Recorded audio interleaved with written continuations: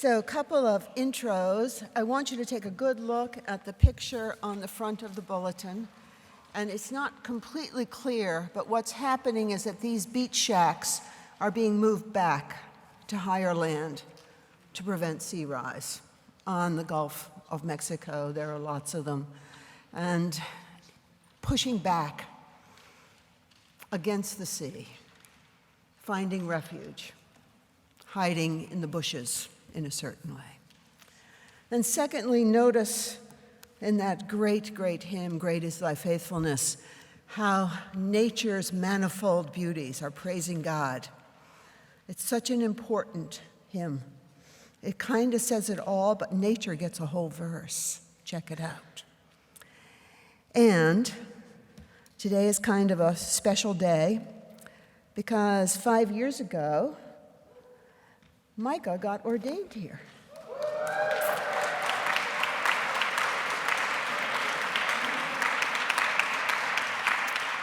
After being with us for 10 years and not being driven away, deciding to stay. And 15 years ago, I'll be here 15 years. Now, because in January, the clapping's not essential. What's essential is to notice how time flies when you're having fun.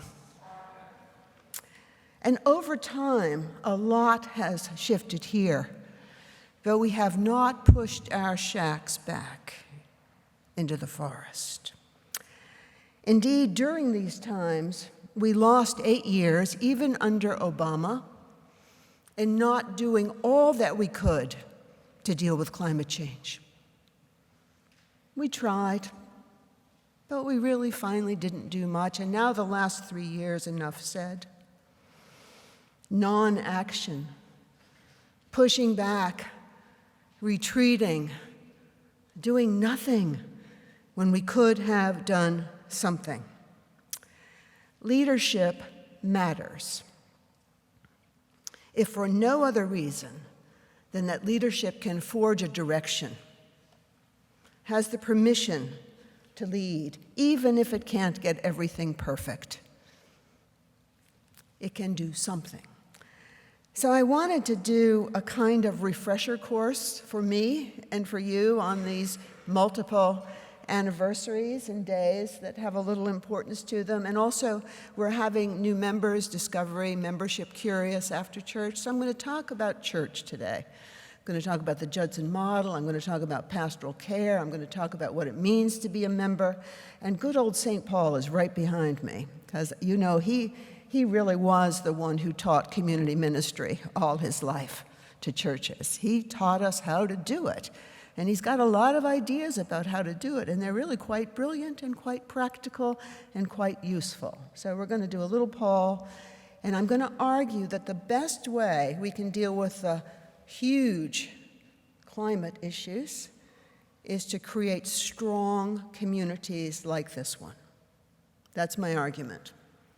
You're not going to leave here thinking there's nothing you can do about big stuff, because there's everything you can do about big stuff. And I'm going to use a central metaphor besides the beach shacks retreating, and it's going to be from 9/11. You know, anything that we might have done about 9/11, we needed to do 15 or 20 years before 9/11, right?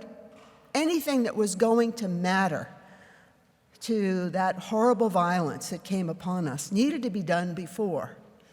And when it finally did happen, we were left as congregations and humans with the cleanup.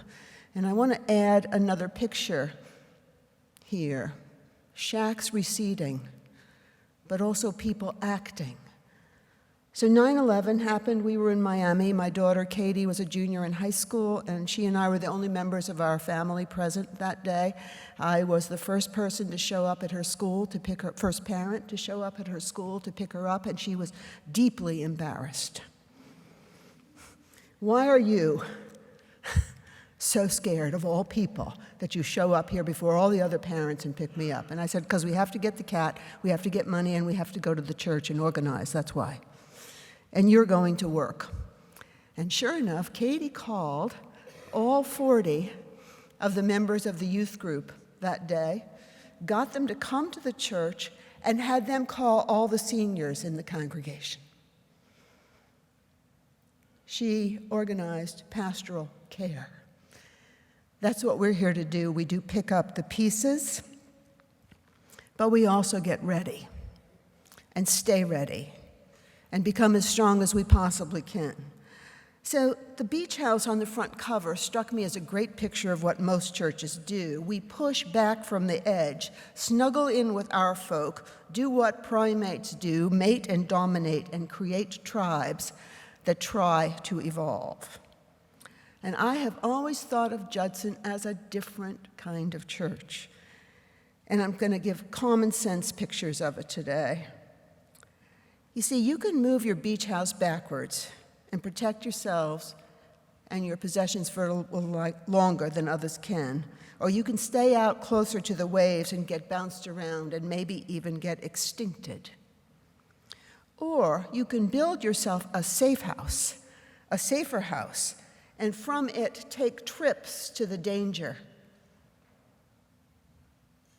the edges, and there try to connect with the endangered species that the ocean is and contains. So you can take care of yourself and manage danger. Here we try another way of being church. We try to keep each other safe enough for extraordinary adventures. We try to remain tribal. You heard that tribal Baptist hymn, us belting it out. We do know the refrain. We know it, many of us. And we can try to make America and Baptists great again and keep a very wry smile on our faces. We often brag too much about what it is we're trying to do, but then advertising is the primary form of communication in our culture. And the great psychoanalyst Carl Jung said that we sneak our biography into every sentence we say. So Judson can be exceptional and exceptionalistic and not that exceptional. We are often accused of being the village Democrats at prayer, and we are at least unapologetically that. We are also people who question ourselves deeply and are often without the confidence or oomph that we need to make our cases. We have extraordinary strength and extraordinary vulnerability. Our shack may look like it's out there, but it's also very close to the shore. The model of ministry here is to blend public and private, not to have one compete with the other, but to have them nest. Spiritually secure people creating spiritually secure political economies so that spiritually secure political economies can create spiritually secure people. It's a circle. It's both. Our children need to be raised by adults. They don't need more testing so much as a society where everybody gets an A+ in something. Something. So when it comes to pastoral care, what we're doing here is we're securing each other so we can secure the world for others. We're jumping into a circle. Today I'm going to introduce something new in the joys and concerns. And it's pure imitation of something that First Church Berkeley does. I was out there a couple weeks ago, and they also have joys and concerns, but they do it like this. The first round is sorrows, and they lament, and people say, I will care for you. The second round is joys, and people will say together, I am grateful for you. And the third cycle is what's the sorrow and the joy and the joy and the sorrow? And people just meditate on that for a minute. And then they make a promise to not just pray, but actively pray for someone else. It's a beautiful way of doing it, and it teaches. Their model and their church is very much like ours, and yet there is no such thing as a congregation that's fully like any other one. There just isn't. Here, our model of hyper-use of spaces is based in Micah and I both working half-time for you and half-time for the strangers. So we do sanctuary, we do bricks and mortals. Micah writes beautiful film reviews. I teach students. We have a community ministry program. We do a both-and kind of ministry. And it is a ministry that has a certain model and is summarized in the great benediction that Howard Moody used, former pastor. This service has ended, and more service now begins. It's nested. It's not just parochial, and it's not just public, but it is a nestedness of the two. Our annual budget reflects this model of a blended public and private ministry, a care for the tribe so that the tribes can care beyond the tribe. $1 million split three ways. A third comes from the congregation, a third comes from using this enormous space that we could never afford on our own, and a third comes from begging other people. And we do a lot of that, and it seems to work so far. See, this building was built in a missionary style to be a missionary to this community, and so no matter how avant-garde we think we are, just remember we're in our original pattern still. We are so conservative. We haven't really changed much at all, our basic model of ministry.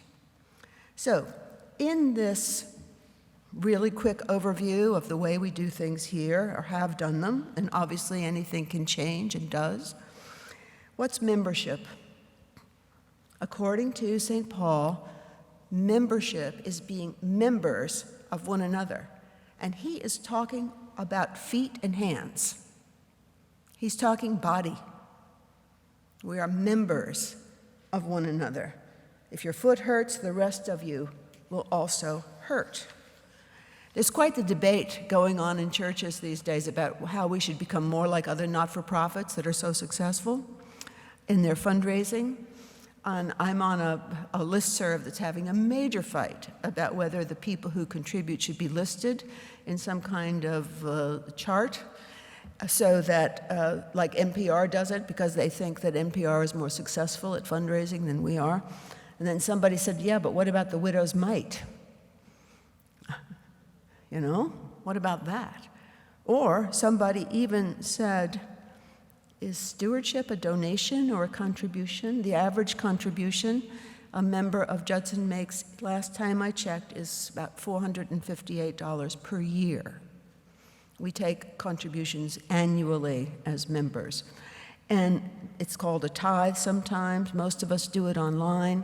But it means that you're giving like maybe $100 a month for this feast on Sunday mornings.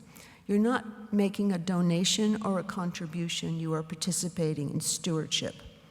When you are a member of a church, you give because you receive. You give because you receive. You are stewarding an institution because you are a member. You're in it, you belong to it. I know the pattern today in Protestantism is disaffiliation.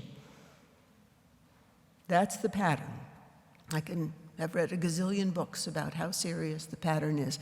And isn't it odd that disaffiliation is occurring at such a rapid rate in a time when the main thing people say is they want to belong to something that matters? Isn't that odd? Membership is belonging. It is affiliating. It has to do with what the organization is doing that matters. And if it doesn't matter, why join it in the first place? Why bother? But if it does matter, then you affiliate, then you join. So what is pastoral care in this context? It's fascinating that you who have been here for a long time had what I call the Howard Moody model of pastoral care, which is you take care of each other so that the clergy can take care of strangers.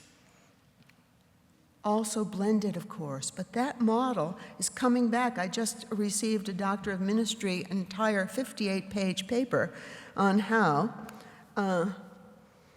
First Baptist Church in Middletown, Connecticut will shift to a communal contextual paradigm of pastoral care. What is that? Thank you. A communal contextual paradigm of pastoral care. And this is the new textbook that's being assigned to students, so that you deprofessionalize the clergy and professionalize the congregation to know how to care. Short course, never blame anybody for the trouble they caused themselves. No judgment. Pastors care without judgment and unconditionally. Second thing, when somebody says something you can't stand, say, "Tell me more." Can you say that another way? Never try to fix people. How does St. Paul say it?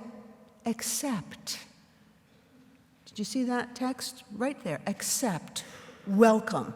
Accept. Welcome. Accept. What is pastoral care? Pastoral care by pastors is keeping you strong enough to care for each other.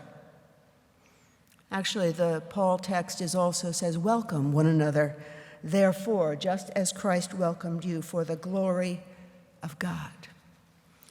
But my favorite one in this bunch is the Hebrews text.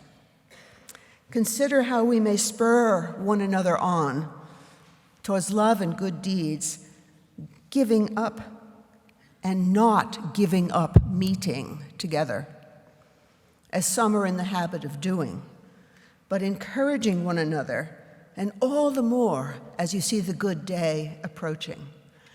One of the things that membership means is a lot of meetings. In our tradition, it does. The UCC is noted. Our other tradition, Baptist and United Church of Christ, the Pilgrims, we are known for the quality of our meeting, the quality of our encounter. So if you go to a stupid meeting here, stop it. Go to great meetings here. Be known for the quality of your encounters. Show up at the meeting with the highest possible hopes, and be the most positive person in the room, or at least try. Call people in instead of calling people out. What a concept. I love that concept. Give every group 3 chances, and if it doesn't work, quit. But when you quit, realize that you're not going to belong anywhere or affiliate anywhere or be taken care of anywhere or have the chance to take care of other people without meetings. So just make sure that the next meeting you go to isn't worse than the one you quit. Or figure out how to do meetings and be known by the quality of your encounters with each other. David White, the really great poet who works as a poet in residence at corporations, says, quote, "If you really want to kill yourself, nonprofits are the places to go."